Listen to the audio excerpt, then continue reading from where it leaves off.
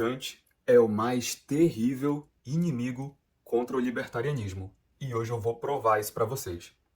Bem, para quem não sabe, desde o final do ano passado eu estou envolvido em uma polêmica, em um debate contra um libertário anarcocapitalista. E tudo começou com ele reagindo, objetando a um vídeo antigo meu chamado Anarcapitalismo, o Deus que Falhou. Ele expôs as suas objeções e eu respondi. E a gente ficou então se respondendo. Acho que parou na quarta resposta dele, e essa resposta foi dividida em 3 partes. Uma parte dedicada a Aristóteles, que eu já respondi no meu último vídeo, antes deste daqui, aqui no canal. Então confira se você ainda não viu, que está um vídeo muito legal. Um vídeo ele fez dedicado apenas a Kant, que é o que nós responderemos hoje.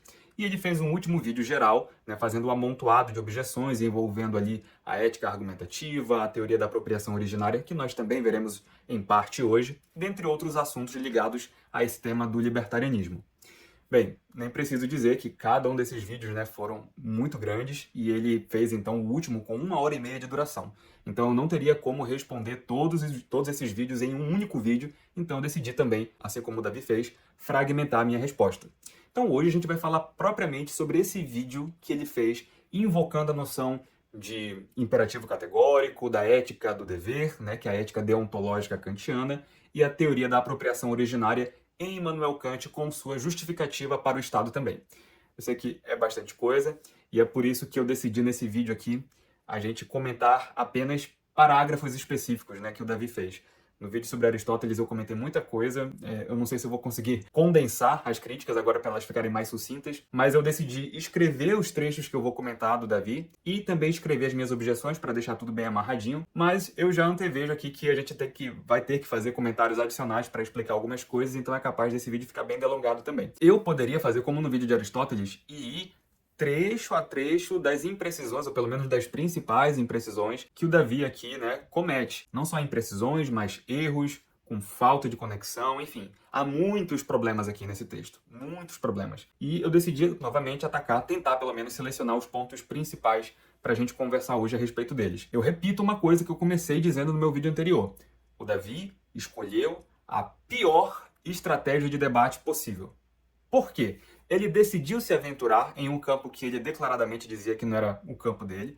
É uma coisa que ele começou a estudar no final do ano passado, assim, pelo menos com mais profundidade, em decorrência dos meus comentários, quando eu disse, né, que as nossas bases eram muito diferentes, e eu apresentei uma série de objeções, e aí o Davi se viu, talvez, né, no dever de estudar um pouco mais, e começou a ler mais sobre a ética do dever e a ética da virtude, a ética aretaica e a ética deontológica, respectivamente. E aí nasceu essa série de vídeos com 2 deles falando só sobre Aristóteles, e um falando sobre Aristóteles e um falando sobre Kant. Mas já adianto que essa é uma péssima estratégia, porque esses são os autores que talvez mais nos sirvam de bons argumentos a favor da necessidade do Estado, tá bom? Da necessidade para que haja justiça. Eles são autores próximos no que estão defendendo, talvez não pelos mesmos caminhos, mas as conclusões são semelhantes. Então, assim, e a força dos argumentos, ela é bem interessante. Então, eu confesso que para o Davi, se eu estivesse no lugar dele, eu não escolheria essa estratégia de se jogar nessas 2 tradições aqui com uma tentativa de dizer que, na verdade, elas reforçam a impropriedade, né, a não legitimidade do Estado. Ou seja, coisa de outro mundo. Mas, vamos lá. O Davi começa aqui, ele faz toda uma longa discussão, né, sobre como que funciona a ética kantiana, e aí ele vai dizer que após toda as análises dele, né, depois de todo o discurso dele, que o Estado fere a primeira e a segunda formulação do imperativo categórico. Então, só para lembrar, né, Kant dizia que você teria que agir na segunda formulação do imperativo categórico de tal forma que a sua conduta pudesse ser universalizada. Isso é algo bem comum de se ouvir por aí. E aí, então, só para complementar, essa máxima que Kant diz, né, deveria ser aplicável, universalizável para todos, né? E aí, então, por exemplo, Kant dá o exemplo da mentira. Será que você conseguiria universalizar a mentira? Será que a gente poderia tornar a mentira uma lei? Né, fazer com que a vontade legislasse a mentira ser algo válido? E aí Kant vai dizer que, no final das contas, legalizar ou universalizar a mentira iria comprometer a própria verdade, de tal forma que você anularia também a própria vontade como legisladora disso, né? Então se leva a uma contradição da realidade, né? Então isso não pode ser tido como algo ético. É mais ou menos esse o raciocínio, né? E aí o Davi, depois de todas essas considerações, chega à conclusão de que o Estado fere essa primeira formulação do imperativo categórico e a segunda também, que diz que nós devemos usar as pessoas não meramente como meios, mas também como fins. Vejamos o que ele diz a respeito. O Davi diz assim, são textos longos, tá, gente, que eu vou ler, mas paciência, é um assunto complexo, eu quis não distorcer nada que o Davi falou, então prefiro ler contextualmente cada uma das observações dele. Ele diz, o Estado não quer e não pode querer que todos os cidadãos tenham a prerrogativa de cobrar impostos uns aos outros, ou seja, de coagir uns aos outros a custear o que quer que seja. Corretamente, os estados consideram isso como roubo, assalto e extorsão. Nenhum indivíduo comum pode obrigar outro indivíduo a custear algo que ele não queira. E, evidentemente, se isso fosse permitido, se isso se tornasse uma lei universal, se todos pudessem cobrar um dos outros de maneira coercitiva, o que a sociedade se tornaria um caos. Ela se tornaria um caos, né? A sociedade se tornaria um caos. Isso seria literalmente a legalização do roubo, do assassinato, da extorsão. Mas, ora, se essa atitude, no fim das contas, não pode ser universalizada, então essa atitude não é moral. Ela não pode ser praticada pelo Estado. Pelo menos não segundo a primeira formulação do imperativo categórico. E aqui, gente, eu já tenho que começar dizendo assim, né, que escancaradamente há uma manipulação dos termos, né? Porque, vejam bem, ele já está assumindo aqui, quase como numa petição de princípio também, né, que o imposto é uma mera subtração da renda, tomada em absoluto, simplícita assim, né? Ou seja, você iguala roubo com imposto. Sendo que isso aqui é obviamente uma mera tentativa de isolamento da descrição física do evento. Pois veja bem, você concorda comigo que quando você adiciona a intenção e a finalidade de algo, você muda a descrição do próprio ato? Porque o ato não é uma mera performance do corpo. Ele também tem que ver com as intenções, com estados mentais e finalidades. Então veja, por exemplo, que quando você fala de um carrasco executando a pena de morte, isso é muito distinto de uma pessoa que faz um homicídio doloso. A descrição empírica da natureza pode ser a mesma, que é retirar a vida de alguém. Mas em um contexto institucional totalmente diferente, em um contexto das intenções totalmente diferente. Então parece ser isso que o Davi faz aqui ao dizer que a cobrança de impostos, ela feriria a primeira versão do imperativo categórico, porque ele está dizendo assim, olha, é impossível a gente querer que todas as pessoas pudessem cobrar ao mesmo tempo, né, todo mundo, todos os outros cidadãos. Se a gente pudesse cobrar os impostos, todas as pessoas, na verdade, de um país, cobrar impostos uns dos outros. Isso seria absurdo, levaria a uma contradição da realidade, logo é algo antiético. Primeiro, né, como eu estou falando, existe uma manipulação aqui dos termos, porque o imposto também só é imposto. Se você for pegar o formalité de imposto, pegar a definição de imposto, ele está em um contexto institucional com finalidades totalmente distintas daquela de um roubo. Davi vai contra-argumentar depois que não é bem assim, mas eu escrevi a resposta da seguinte maneira aqui, tá? Para que o Davi reflita. E eu acho que isso responde ao que ele comenta depois. Eu digo, né? Escrevi a resposta aqui para não me perder. Você aplica, Davi, o que Kant diz de forma absurda. Supor um mundo em que todos pudessem cobrar impostos de todos para uso particular não é uma aplicação correta da reflexão do imperativo categórico. Em primeiro lugar, porque na definição de imposto já está contido o seu caráter institucional e não privado. Ou seja, pensar em um mundo em que todos possam exigir impostos de todos os outros cidadãos seria supor que todas as pessoas são funcionários do Estado nessa sociedade e que estão, paradoxalmente, querendo os impostos dos outros para fins meramente pessoais e privados. O que é exatamente o oposto da definição de imposto, né? Aí, continuando. A aplicação correta do imperativo categórico seria assim. É possível um mundo em que todos tenham de pagar impostos, inclusive os próprios membros do Estado? E a resposta é sim. Claro que é possível. Tanto é possível que é o que ocorre hoje. Para seu erro ficar mais evidente, Davi, pensemos no seguinte. Aplicando o imperativo categórico como você o faz, o juiz, em seu cargo institucional, poderia se perguntar, né? Fazer a pergunta. Poderia eu julgar este caso que está sob minha responsabilidade agora? Daí, seguindo a sua interpretação de Kant, ele diria... Bem, será que todas as pessoas na sociedade poderiam decidir o destino penal de outras pessoas, ou deste caso aqui, né, que eu estou julgando? Ah, isso não é possível. Se todo mundo pudesse julgar e condenar juridicamente as ações dos outros, a sociedade seria um caos. Logo, isso é imoral. Veja, esse exemplo é perfeitamente análogo ao que você fez. Eu continuo. É claro, porém, que essa é uma interpretação absurda do princípio, pois no método transcendental de Kant, as circunstâncias também precisam ser universalizadas. E não só as ações, em abstrato, em absoluto, simples assim, né? Nesse caso, o que o juiz teria de pensar é se seria possível toda e qualquer pessoa assumir o cargo dele como juiz e julgar. Assim, ele teria de se perguntar se anularíamos a vontade humana de alguma forma se fosse uma lei universal, os juízes, em sua condição institucional, poderem julgar casos jurídicos. E a resposta seria: sim, seria claramente possível. Da mesma forma, é totalmente adequado, segundo o imperativo categórico, o Estado cobrar impostos dos outros e ainda assim ser ético, pois aqueles que compõem o Estado também são taxados e toda qualquer pessoa, se estivesse em situação institucional estatal, poderia operar para que o Estado taxasse a todos. Isso não leva a nenhuma contradição na realidade, a nenhuma contradição da vontade. Ou seja, deu para perceber que o que eu estou dizendo aqui? Basicamente o que eu estou falando é o seguinte: olha, não é que seria o imperativo categórico iria anular, né, ia dizer que é algo antiético, simplesmente por ser impraticável todo mundo cobrar imposto um do outro.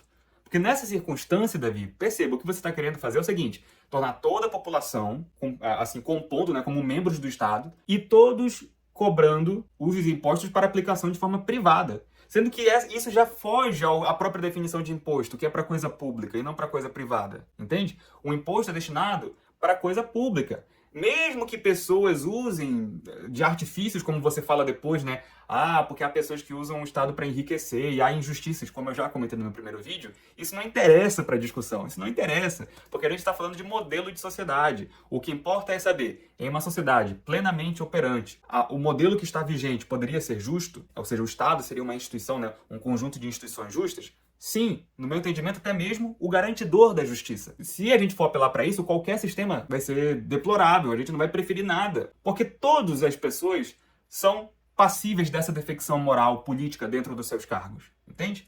Então, o que a gente está dizendo aqui é o seguinte: você não pode aplicar dessa forma porque isso foge à própria definição de imposto. Ninguém, em sã consciência, conseguiria conceber, inclusive, isso, né? De uma pessoa, de todos serem membros do Estado, e todo mundo cobrar um do outro de forma privada para aplicação privada. Isso não é imposto. Novamente, petição de princípio. Você já está de antemão equiparando subtração da renda simplícita com imposto. E simplesmente não é assim que funciona. E bora continuar. Deu para entender isso, né? Você fala assim: em suma, esse era o pensamento do Kant em relação ao Estado. E como vimos, a justificação dele é que sem o Estado não haveriam direitos naturais permanentes, apenas direitos provisórios. E Kant realmente dizia que sem o Estado o direito é provisório. Muito bem, Kant está errado ou está correto?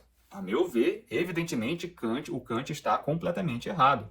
O seu principal erro é o seguinte: ele postula que só existe uma ordem social possível, ou uma estrutura de governo possível, para garantir os direitos como sendo direitos permanentes. E essa estrutura, ou essa ordem social, seria o que ele chama de Estado ou Estado civil.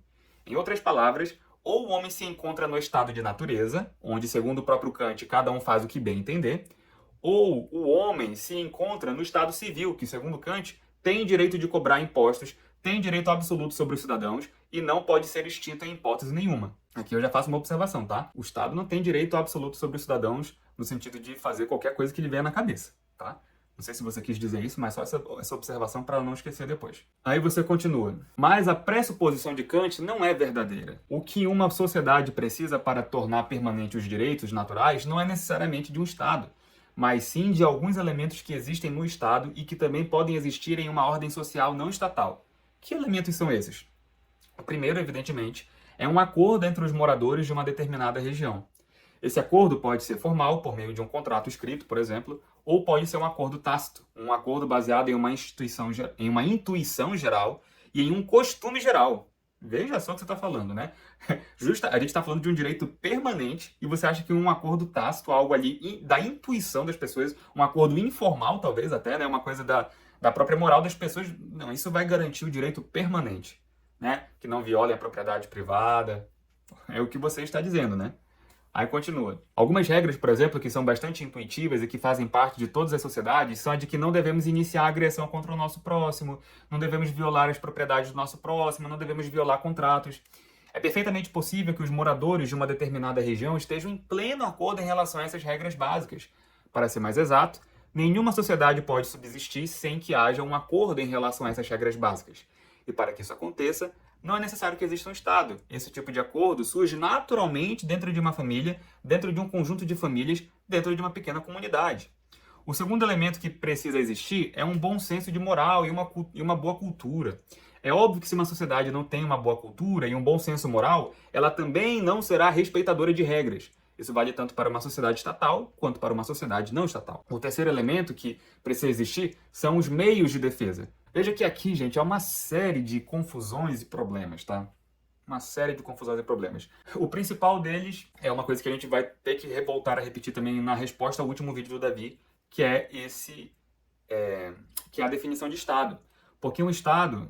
Bem, eu vou ler a minha resposta aqui e eu vou comentar depois, tá? Preste atenção e a gente vai comentando ponto a ponto. Eu escrevi em resposta a esse parágrafo. Você, Davi, está errado sob diversos aspectos. Em primeiro lugar, seus exemplos não conseguem fugir da constatação inequívoca de Kant de que sem o Estado, os direitos não podem ser direitos perfeitos e permanentes, e não só provisórios, tá? Se assumirmos sua sugestão de todas as comunidades terem autonomia para escolher suas leis de forma contratual e voluntarista, porque é isso que você é, Davi, você é um voluntarista, tá? Isso não é xingamento não, tá? É só uma constatação. Você é um voluntarista. Então você se encontrará no seguinte dilema, Davi.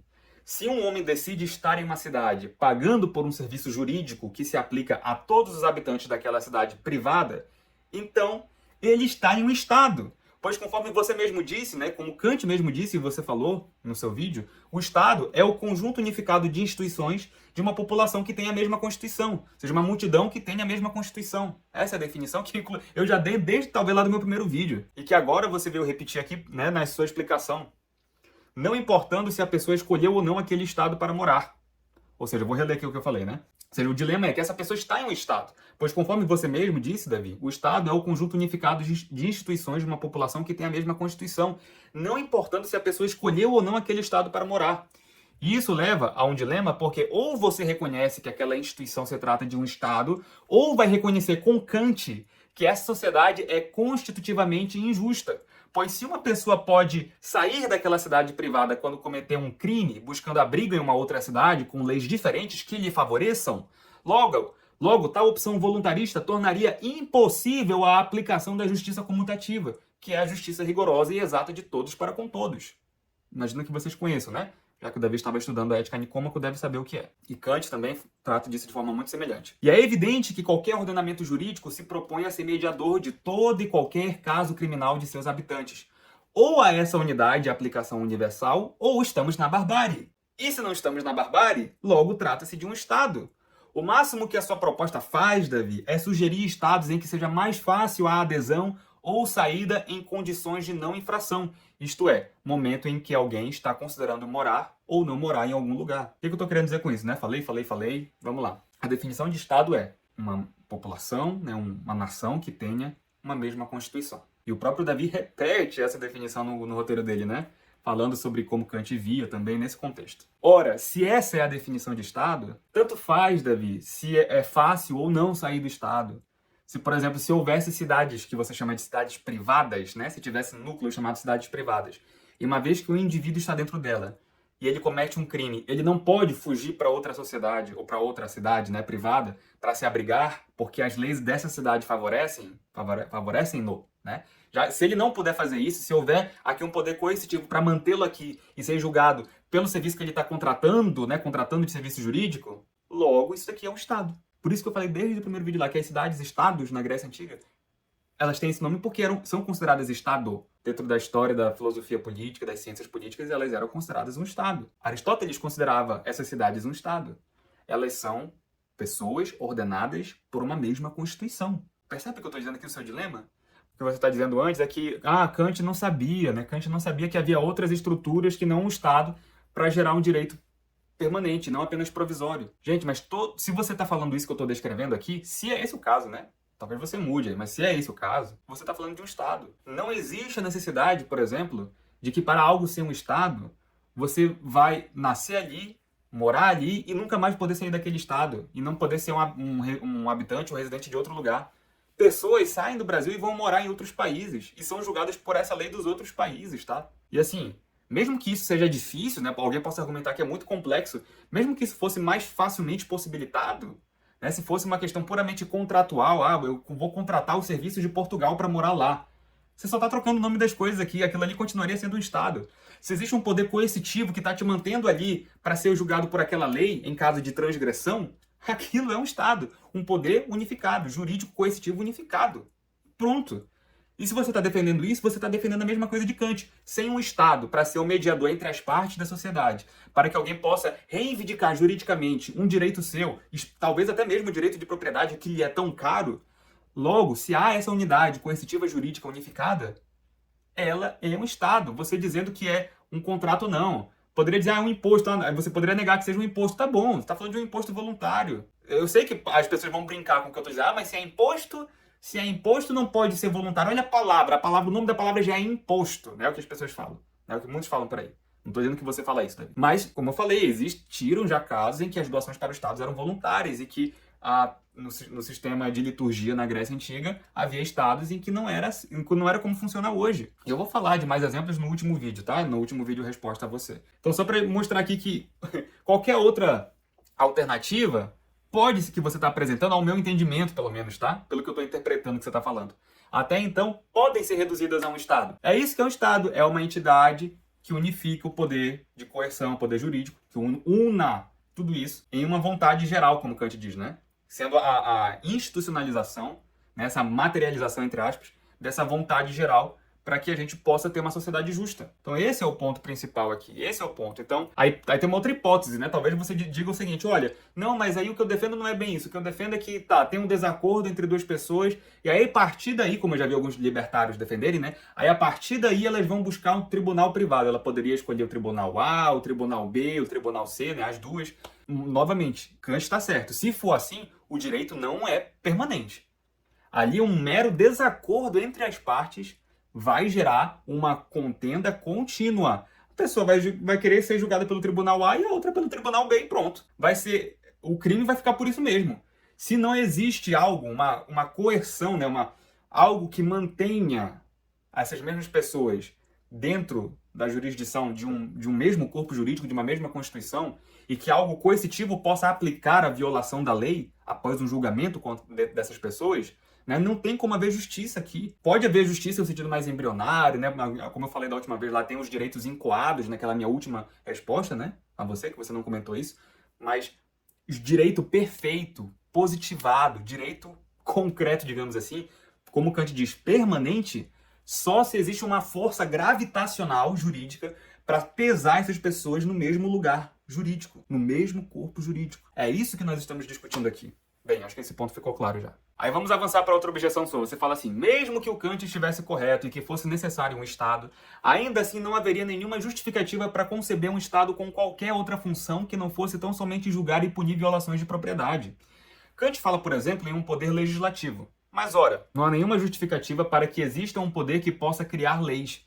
É o jurista norte-americano Lysander Spooner quem vai defender que se realmente existe justiça, então necessariamente deve existir uma lei imutável, uma lei que seja natural, que faça parte da própria natureza das coisas. E se essa lei existe, então os homens não podem criar lei. O que os homens podem fazer é reconhecer a lei que já existe. E ora, como temos visto até aqui, a lei que de fato existe, que é imutável, que é universal, é a lei natural, que se resume nos direitos e deveres negativos e que podem ainda ser resumidas no direito à propriedade, a propriedade do próprio corpo e a propriedade dos bens externos. Novamente, você está pressupondo essas coisas, né? Porque eu estou negando a todo momento que exista a autopropriedade, né? E não ficou estabelecido em nenhum momento até então que essa sua noção de autopropriedade passou, né? Inclusive, eu falarei sobre isso no próximo vídeo também. E lembrando que eu falei no outro vídeo, né? Direitos negativos só existem à luz de direitos positivos. Essas negações da violação, né, esses direitos negativos que você chama, só existem à luz do direito positivo de você se autodeterminar, de buscar os seus fins, buscar a sua liberdade, a sua felicidade, como eu já falei anteriormente nos meus vídeos.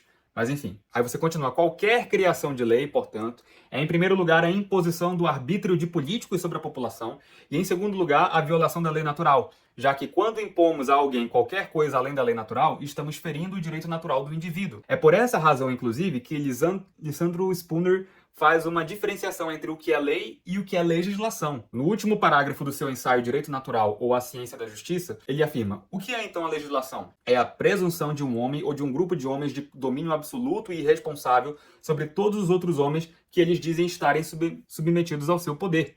É a presunção de um homem ou um grupo de homens do direito de sujeitar todos os outros homens às suas vontades e fazê-los ficarem a seu serviço. Tudo isso e nada menos está envolvido na própria ideia de que possa existir algo como a legislação humana e de que essa seja obrigatória para todos aqueles a quem é imposta. Para Spooner, estava muito claro que qualquer coisa que fosse além da lei natural só poderia vigorar a partir de contratos internos e associações voluntárias, um outro voluntarista. Em suma, ainda que um Estado fosse necessário, um poder legislativo é absolutamente injustificável.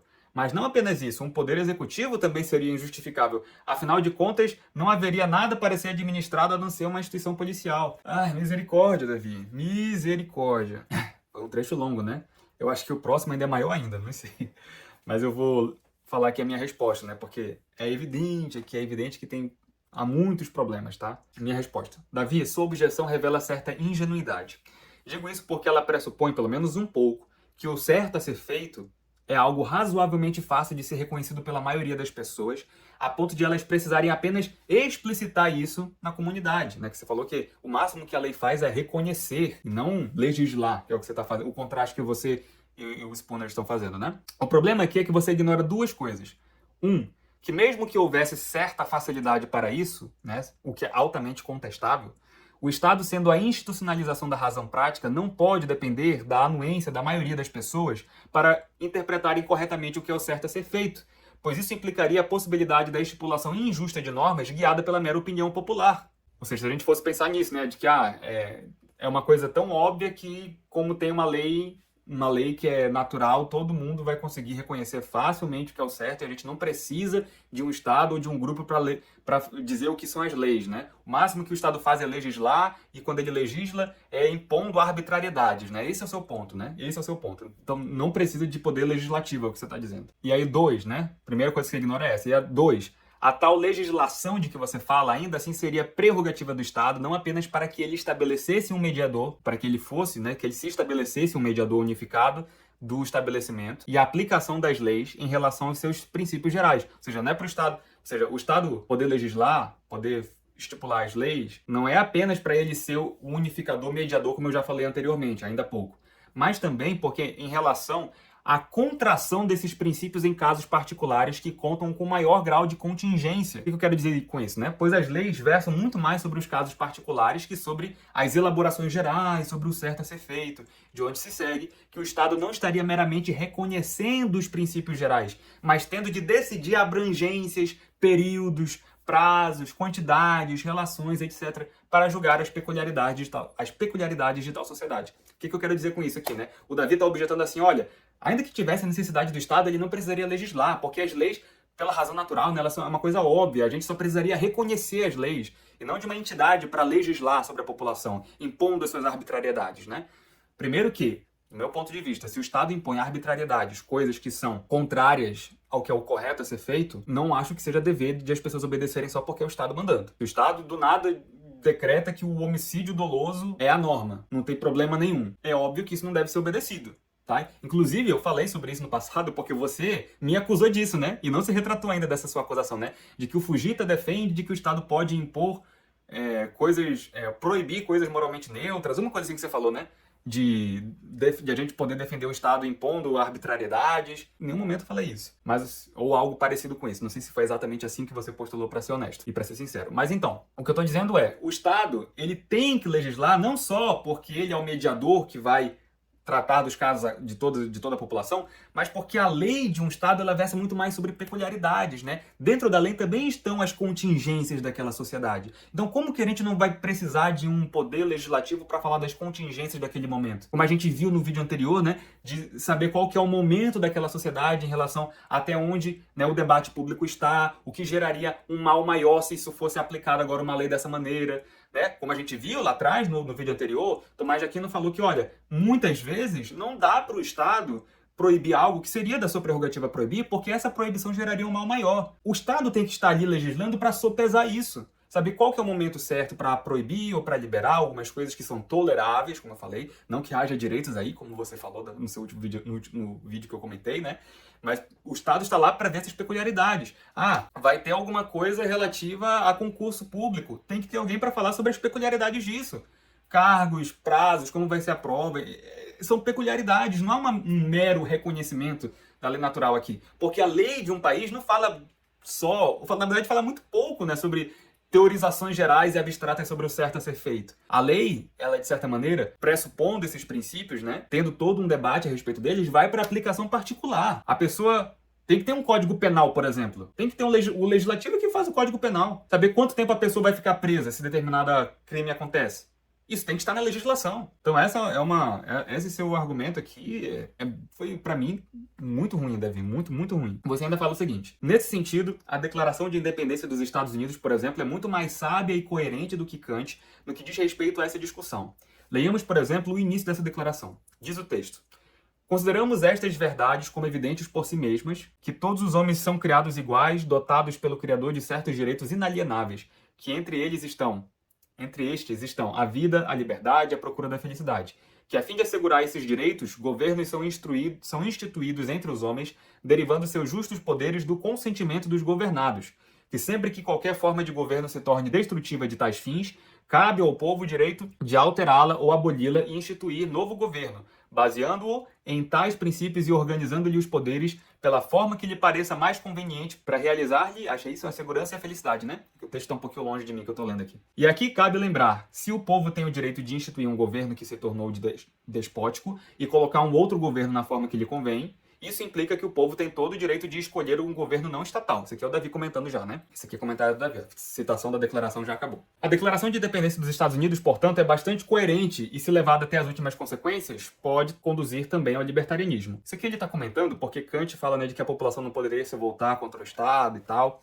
Vamos já comentar. Finalmente, é importante destacar que o próprio Kant, em sua obra, reconhece que não necessariamente o estado de natureza é um estado de injustiça, um estado onde todos os homens se agridem o tempo todo e não conseguem viver pacificamente. E daí? Ele apenas afirma que em um estado de natureza não existe uma garantia de que todos os direitos serão respeitados. Exatamente, como a gente já acabou de comentar. No entanto, note, se é possível que os homens vivam em uma relativa paz em um estado de natureza, então é perfeitamente possível que esses mesmos homens entrem em acordos mútuos e criem mecanismos e ferramentas de desestímulo ao crime. E como nós já vimos anteriormente, isso não necessariamente precisa ser estatal. Portanto, não parece ser verdade que apenas com o surgimento do Estado os direitos podem ser garantidos e se tornarem permanentes. É perfeitamente possível que os direitos sejam garantidos em uma estrutura que não seja estatal.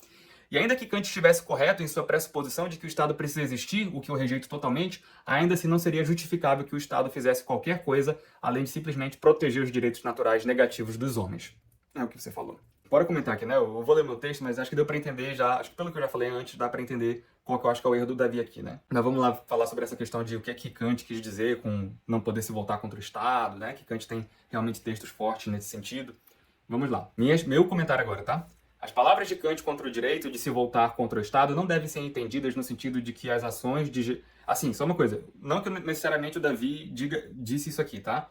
É só para não dar margem a essa interpretação e tal... Porque ela pode ser extraída do que ele falou, mas eu não tenho certeza de que ele realmente quis dizer isso. Então, só para prevenir essa interpretação é que eu vou comentar a primeira parte aqui, que diz assim. As palavras de Kant contra o direito de se voltar contra o Estado, ou não direito, né, não devem ser entendidas no sentido de as ações de gestores do Estado nunca poderem ser questionadas e eventualmente condenadas, mas sim no sentido de jamais poder ser prerrogativa das pessoas de sua livre iniciativa dissolver um Estado legítimo, pois sem o mesmo não pode haver justiça que imponha direitos perfeitos e permanentes, que é o que a gente está defendendo, né? Nesse sentido, a afirmação de Kant está plenamente de acordo com a Declaração de Independência dos Estados Unidos, né? A Declaração de Independência Americana, se pensarmos que existem diferentes formas de governo legítimas, como a republicana, a monárquica, etc., e que podem ser preferidas e escolhidas pelos povos.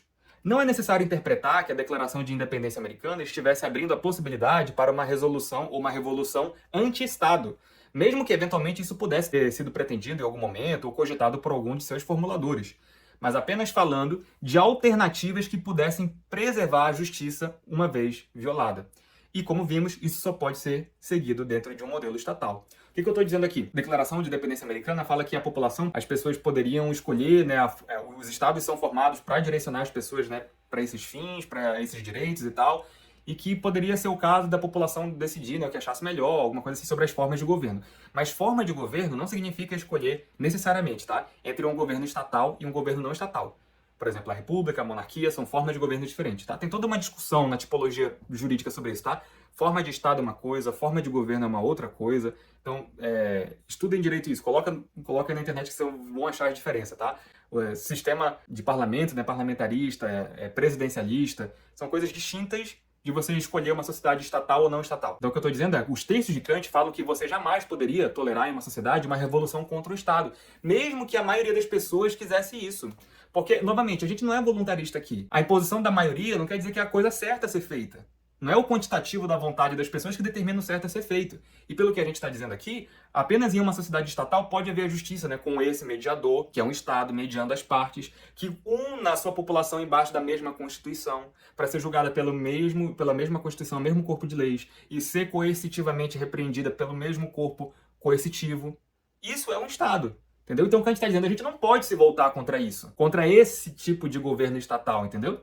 Agora, se é uma república, se é uma monarquia, se é presidencialista, se é parlamentarista, dependendo de diferentes formas de governo que você possa imaginar. Lembrando, tá? Uma coisa é o sistema de governo, outra coisa é a forma de governo. Então, independente do sistema de governo, da forma de governo, tanto faz. Se você está falando de uma sociedade estatal, ela já pode ser constitutivamente justa. Agora, essas picuinhas internas, né, são coisas que, primeiro, podem depender, sim, de circunstância, como eu falei, da sociedade, em que momento a sociedade está. Então isso é uma coisa importante de ser dita. E isso pode ser fruto e passível de debate público. O que não pode ser fruto de debate público, assim, no sentido de as pessoas resolutivamente irem contra, é dissolver um Estado legítimo. Isso é uma atitude de injustiça. Tem que ser considerado um crime, sim. Por isso, na nossa legislação, você tem toda uma tipologia criminal contra pessoas que atentam contra a nação, o Estado de forma geral, né? Contra as instituições, porque, de fato, elas têm que ser preservadas. Se for um Estado legítimo, tem que ser preservadas. Existem ajustes que podem acontecer na sociedade, tá? Ninguém está negando isso, mas esses ajustes são para melhorar, optimizar a sociedade, as operações internas dentro delas, mas não para converter em Estado em anti-Estado ou não estatal em estatal. Na verdade, se for para acontecer um fluxo, é esse, né? Transformar uma barbárie em um grupo de comunidades que ainda não estão unificadas pela mesma Constituição para ser unificadas. E aí temos um Estado. Pronto. Tá, último comentário, gente. E esse aqui é o comentário mais cabuloso de todos, tá? Porque o que acontece? Davi, eu entendo que você não precisa expor todas as nuances de uma doutrina para que um vídeo seja bom. Mas tem coisas que são imprescindíveis. Tá? Tem coisas que não tem como evitar, não dá para evitar porque senão a falha, essa incompletude é muito grave. Então, por exemplo, você vai tratar sobre a teoria da apropriação originária de Kant aqui, tá? Que é o tópico que eu vou ler. Não tem como falar isso sem você explicar a noção de posse comum, né, uma posse da comunidade, da humanidade comum sobre a Terra. Não tem como você invocar esse assunto sem fazer a distinção de direito público e direito privado. Não tem como você fazer todo esse arcabouço aqui sem falar sobre a distinção do que é a apreensão para Kant, né, dessa questão de ocupação, como ele fala. Tá? Essas terminologias são muito importantes. Não tem como, Davi, prescindir disso. Não tem como se abster de algumas coisas. Alguns detalhes da explicação de Kant que são mais complexos, talvez, porque talvez você não domine esse vocabulário, de quando Kant diz, por exemplo, que a Terra tem que ser entendida como substância e as coisas, né, que estão nelas inerentemente são acidentes, né, invocando aí um conceito lógico metafísico que Kant está aplicando. Talvez tudo bem, não precisa falar dessa parte, não. Mas e o resto? O resto você precisa falar. Porque senão não faz sentido, a explicação ela fica incompleta. E esses muitos detalhes super importantes sobre a teoria da apropriação originária de Kant você não comenta, tá? E eu vou provar isso lendo o que você diz. Paciência da gente, tá acabando o vídeo. Aí você continua o seguinte, né? Você falou que tinha um último tópico, né, para abordar no seu vídeo, e você diz, né? Trata-se da sua visão de primeira apropriação ou apropriação original. Para o Kant, era um direito de qualquer ser humano se apropriar de algo, como, por exemplo, um terreno que não tem dono. Ele explica que isso seria uma derivação lógica do imperativo categórico. Isso porque seria inviável e até mesmo contraditório que nós tivéssemos capacidade de tomar posse das coisas, como de fato temos, mas ao mesmo tempo pudesse se tornar uma lei universal que todo e qualquer objeto não tem dono e não pode ter dono. Em suma, para Kant, a apropriação original era uma espécie de direito natural. Mas aqui surge obviamente uma pergunta: como que alguém poderia se apropriar de algo? Bom, Kant explica que a apropriação se dá da seguinte maneira: tudo que o indivíduo traz ao seu poder, tendo a capacidade de usar segundo a própria vontade e tendo também um desejo de que seja seu, passa a ser seu. Detalhando essa questão, logo na sequência, o Kant afirma que existem 3 momentos da aquisição originária. Primeiro, a apreensão de um objeto que não pertence a ninguém.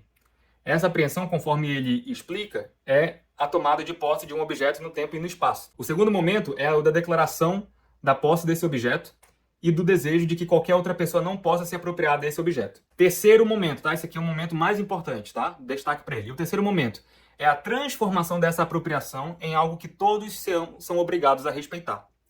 Em outro ponto, o Kant faz uma afirmação que nos ajuda a entender melhor a sua noção de apropriação. Ele afirma, coloque-se aqui a questão. Até onde aqui Kant falando, tá? Ele afirma, Kant falando. Coloque-se aqui a questão. Até onde se estende a autorização para tomar posse de um solo?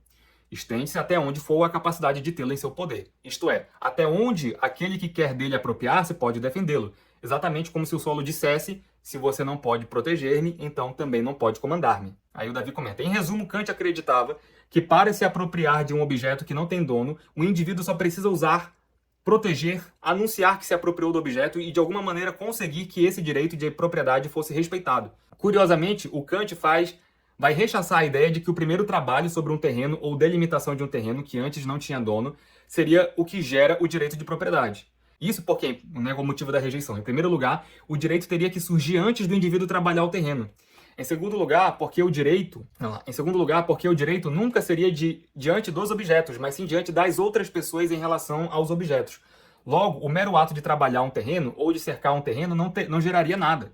E, pois bem, o que nós poderíamos tirar de interessante dessa visão de Kant? Bom, a meu ver, embora Kant rechace a ideia de que o trabalho ou o cercamento de um terreno gera o direito de propriedade, em certo sentido, ele não consegue fugir dessa ideia.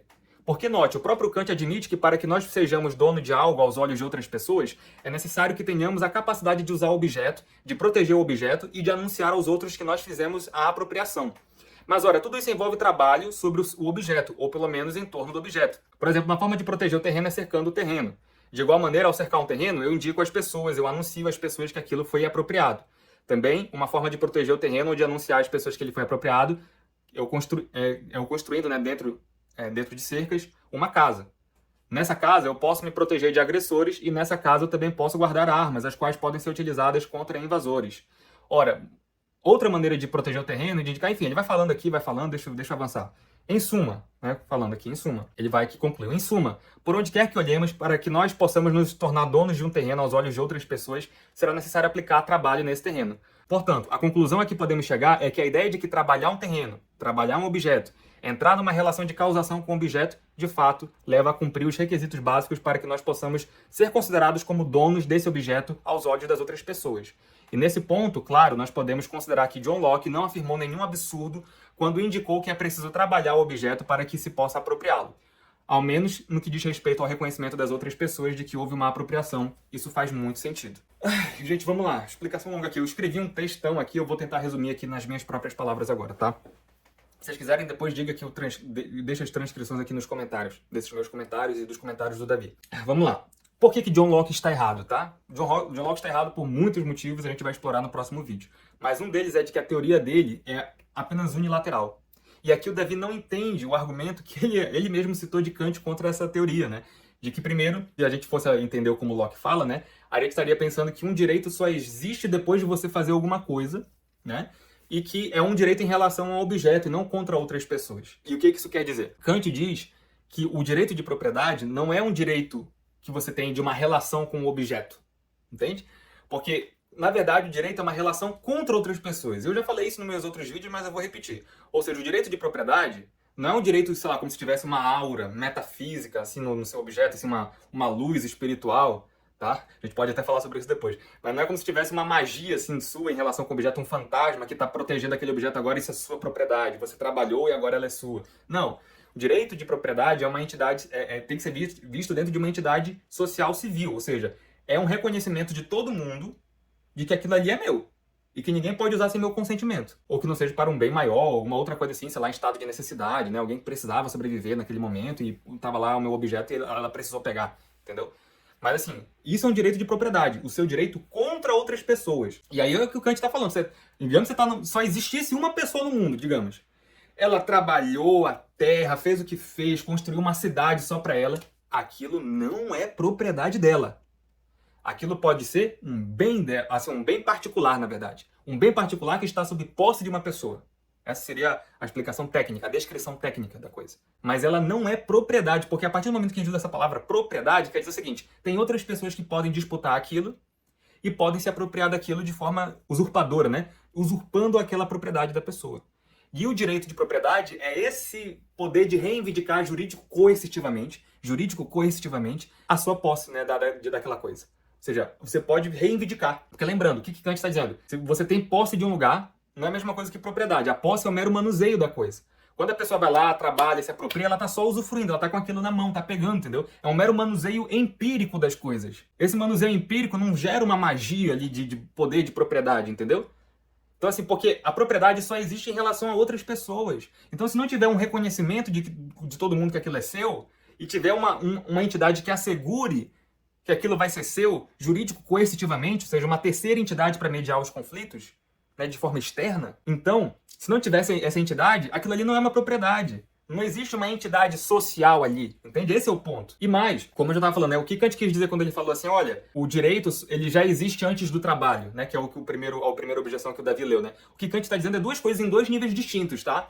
Ou seja, não é o trabalho que faz com que aquilo seja o correto a ser feito. Ou seja, não é o trabalho que diz que é correto apropriar-se das coisas. Deu pra entender? Ou seja, você apropriar-se das coisas não é um direito, não é uma coisa correta a ser feita porque você pode trabalhar as coisas. Ao contrário, você pode trabalhar nas coisas porque você tem o direito de apropriação das coisas. O trabalhar é uma mera operação sua. O direito tem que vir antes. O direito de propriedade, de apropriação das coisas, ele é anterior ao trabalho.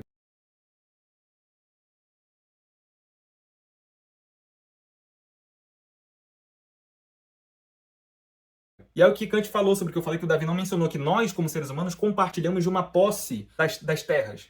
Porque a posse não é propriedade, digamos. O que é a posse? Usufruir de algo. Então, como Kant diz, né? Quando você está em um território, você está andando em um território, você está usufruindo dele. Você está circulando livremente entre as terras. Isso é uma coisa que toda a sociedade compartilha porque você está necessariamente em algum lugar aqui no mundo, né? Você está em algum lugar, ou você está aqui, ou você está ali, você está no Brasil ou na Argentina, entende? E Kant fala, a Terra não é um todo contínuo em que os planos vão infinitamente. Não, ela é delimitada. E é isso que faz com que haja uma conexão necessária comunitária, que a comunidade vai ser uma necessidade, que as pessoas vão se aglomerar em regiões e vão compartilhar aqueles territórios.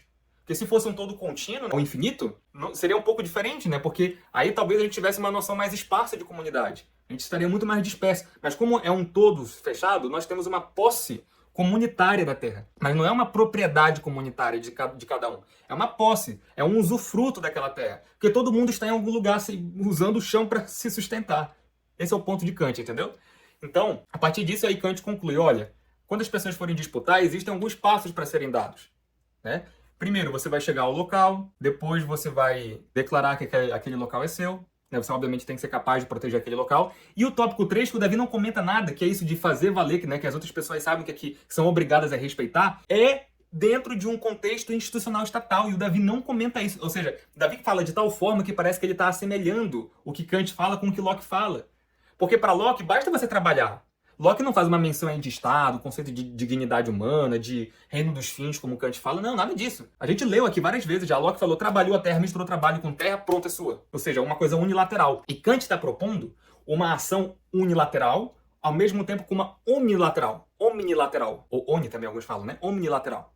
Ou seja, é uma ação do indivíduo de chegar lá para se apropriar, que está em coordenação com uma ação geral, tá? Da vontade geral, para o reconhecimento daquela terra. E essa aqui é o âmbito passando do direito privado para o direito público. Porque uma coisa é o ato que você faz sobre a terra, outra coisa é o ato intelectual que todos estão fazendo em reconhecimento à distribuição de terras por uma entidade mediadora que pode mediar os conflitos de forma coercitiva, juridicamente unificada. Esse é o ponto. Esse é o ponto, que é o outro linguajar de Kant, que o Davi não menciona em momento algum, que é super importante, né? Você tem ali um título empírico passando para um título racional. Tem até aqui o trecho da Metafísica dos Costumes. Daria até para eu ler isso daqui para vocês. Eu nem sei se eu vou achar agora. Mas está no capítulo 2, tá, gente? Tem aqui um capítulo chamado Como Adquirir Alguma Coisa Externa, tá? Pode ler esse capítulo. Tem outro tópico aqui do direito da propriedade. Esse aqui é o mais importante de todos, tá bom? Mas basicamente é isso. Ele vai falar de uma titulação que é empírica e uma que é racional. É um título, né? Título intelectual e o título empírico, né? É o que ele fala. Então essa nomenclatura é muito importante para Kant. O Davi não menciona em momento algum. Então, para você passar do título empírico para o título racional, precisa haver esse reconhecimento, esse terceiro passo que Kant falou. Por isso que é uma coisa tão importante, sabe, de ser estudado em detalhe, com calma. Porque assim, jogado de forma como foi jogado, não faz... parece que o argumento de Kant é fraco, mas não é. Kant está mostrando aqui uma limitação. Sem o Estado não tem como isso acontecer. Essa coisa que o Davi fala de misturar trabalho com causação. Veja que agora ele está tentando sofisticar, né, os argumentos dele com um linguajar mais kantiano, linguajar da ética aretaica. Nada disso vai fundamentar nada do que ele está falando, tá? São sistemas completamente diferentes que levam a conclusões completamente diferentes. Repito, Kant é o mais terrível inimigo do libertarianismo. Não tem como defender sociedade sem Estado, né, a barbárie, usando Kant. Kant talvez foi um dos mais contundentes, se não o mais contundente, falando sobre a necessidade do Estado. E com argumentos que lembram muito a escolástica, tá? Apesar de Kant não ter tido contato com a escolástica de forma plena, né? Ele teve algum acesso a Tomás de Aquino, Das Scott, ele cita em alguns textos bem esparsos isso, né? Esses autores. Mas ele não teve acesso à profundidade desses autores, né? Aos melhores textos, às melhores traduções. Não teve, né? Historicamente a gente sabe que não teve. Mas os argumentos são semelhantes, né? Porque eram homens brilhantes que partiram de princípios corretos, podiam ter pegado caminhos distintos? Pegaram, tudo bem. Locke tem uma teoria puramente unilateral, não leva em conta essa questão de direito com uma vontade universalizada, tá? Porque lembrando, o que a gente quer dizer por vontade universalizada? Não é assim que... não é a soma da coletividade de todas as vontades, não, tá? Porque existem pessoas que, com a sua vontade, transgridem a norma. Então, e que não estão em concordância. O Davi não está concordando com o que eu estou dizendo, por exemplo. Mas é a vontade tomada em abstrato, né? Ela é elevada à sua milésima potência, digamos assim, né? Ela é universalizada, ao ponto de que a gente possa, dessa maneira, enxergar uma vontade que guia aqui as ações, confluindo as ações particulares com essa vontade geral, que permite não só a posse compartilhada, mas também a distribuição comunitária das propriedades, entendem? Então é assim que funciona. Então, quando você... E aí, como é que tá? Como é que eu faço para aderir a essa vontade geral? No meu ato particular, eu faço um reconhecimento de que existe essa vontade geral, de que existe uma razão prática, outra coisa que o Davi não comenta, não faz a menor menção no seu vídeo, que é super importante, né? A razão prática institucionalizada, corporificada, digamos assim, na figura do Estado, ou seja, com um ato particular de apropriação, você se une a essa vontade, concordando não apenas com o recebimento da proteção da sua propriedade, mas concordando com a sua não agressão da propriedade alheia. Então, no ato desse terceiro ato que Kant falou, que você comentou por alto, você só mencionou, Davi, tá? Só mencionou. Às vezes dá a entender que é uma coisa bem diferente do que Kant falou na sua explicação. Mas assim, esse terceiro ato é um reconhecimento, através desse ato particular, de uma concordância de você receber a proteção e também de se comprometer a não violar a propriedade alheia. Então você entra nesse âmbito da vontade, da razão prática universalizada, de fazer as coisas certas. Quando há essa confluência, você pode dizer que há direitos, porque há essa projeção da vontade, né? Ou seja, olhando para como as coisas devem ser. Então você não está meramente descrevendo os fatos empíricos da natureza. Você está tendo essa concordância, você está tendo essa adesão, tá? Essa adesão racional para essa razão prática, essa vontade geral universalizada, tá bom? Então é isso que quer dizer, tá? Esse é o raciocínio de Kant. Só para deixar bem claro, Davi, o seu vídeo ele teria vários outros problemas, várias outras imprecisões terminológicas, é o que não falta no seu vídeo, tá bom? Então, eu repito, você escolheu a pior estratégia de debate. Se eu fosse você, gravaria já um vídeo ou faria algum comentário se rendendo, digamos assim, né? Porque não tem para onde correr aqui. Pelos autores que você escolheu brigar aqui, debater, né? Claro, estou usando essa terminologia, mas aqui é uma terminologia típica de debate, tá? Brigar aqui no sentido de arguir e objetar, né? Já que você escolheu essas ferramentas, já adianto. Elas não ajudam você em absolutamente nada. Pegou Kant agora, Kant vai refutá-lo até o fim. Até o fim. E eu vou me comprometer em fazer isso ficar claro pelo menos para o meu público. Gente, se você gostou do vídeo, não deixe de deixar o seu gostei, dizer aqui embaixo o que você achou, de compartilhar com amigos, se inscrever no canal se não for inscrito ainda, e claro, de considerar entrar no curso A Formação da Opinião, em que a gente comenta esse e outros assuntos lá, de forma mais pormenorizada, expondo os princípios para vocês aprenderem a como construir essa opinião de forma saudável a respeito disso, e claro, não caindo nos erros em que anarcocapitalistas e libertários caem, tá bom? É isso, pessoal. Forte abraço.